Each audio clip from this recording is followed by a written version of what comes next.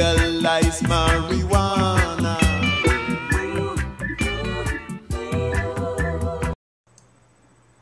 Hello, this is Stuart Richland from 420lawoffice.com. I've been a lawyer here in Southern California for 23 years, and I would say that because of my particular focus over the last 4 or so years, one of the most frequently asked questions I get is, how can I open up a medical marijuana dispensary? Well, the answer is relatively simple.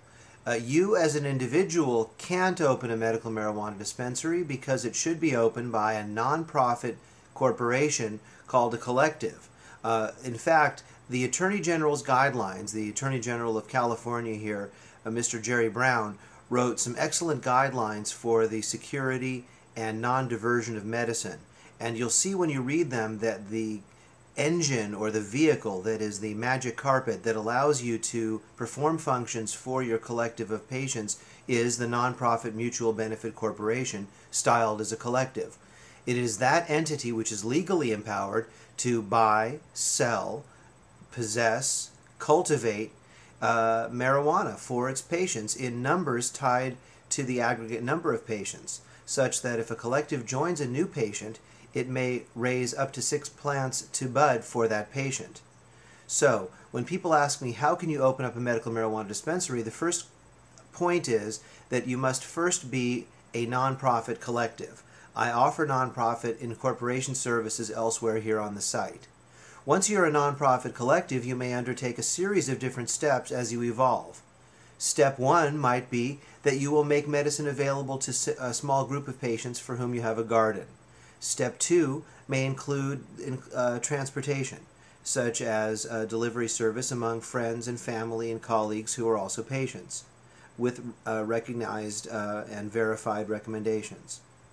Then finally, once you have a lot of patients and also some success and experience in the area, you'd be in a stronger position to go ahead and do as others have done, which is to open up dispensaries in the various cities. Now, there are different laws that govern each of the different cities as to whether or not they will allow a dispensary. But no city is going to be able to stop you from exercising your state rights to join collectives, grow, transport, and distribute medicine. So I believe that it's a starting point to have your nonprofit. Furthermore, any licenses and permits and leases that you do take should be taken in the name of your nonprofit. So you can't really go anywhere without the nonprofit. In fact, you can't even sign up patients without a nonprofit. The caregiver case of Mensch in the end of 2008 threw out the defense of caregivers, except for those for whom you literally care for their health, safety, or housing. So unless you've got a great aunt that you're growing medical marijuana for her arthritis and you do not charge her, that's a caregiving relationship, and that's fine. But unless that is the relationship that you have with your patients, you cannot buy and sell cannabis just as their caregiver. That defense was thrown out.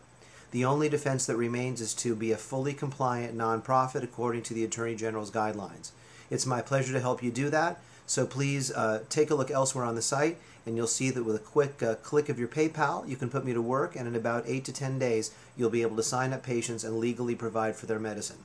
All right, take good care, and thanks for checking this link on how to open a medical marijuana dispensary. Them legalize marijuana.